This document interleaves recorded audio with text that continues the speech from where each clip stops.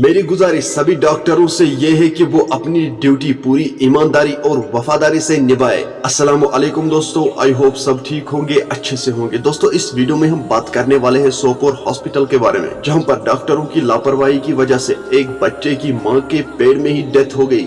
दोस्तों फैमिली का ये कहना है कि डॉक्टरों ने ये कहा कि इसकी डेथ 7 दिन पहले ही पेट में हुई थी, मगर इन लोगों का ये कहना है कि इसकी डेथ आज ही हुई है।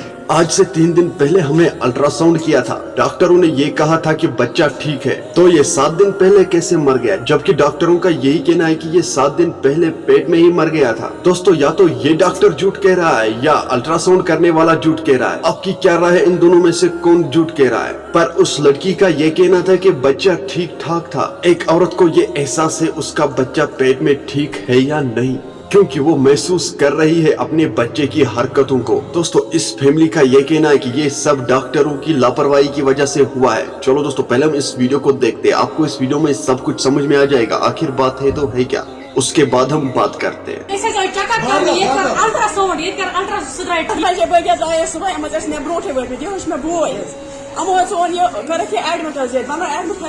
इंजेक्शन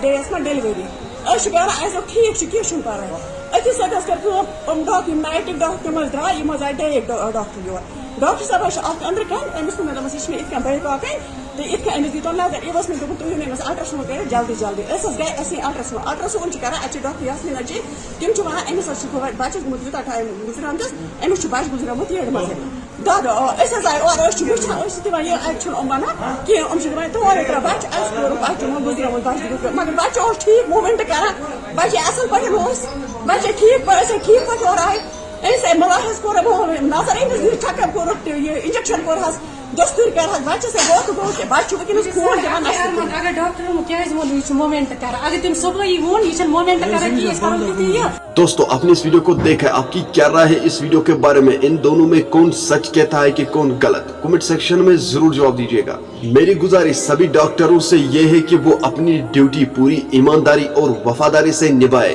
ताकि उनकी लापरवाही करने से किसी की जान ना चली जाए।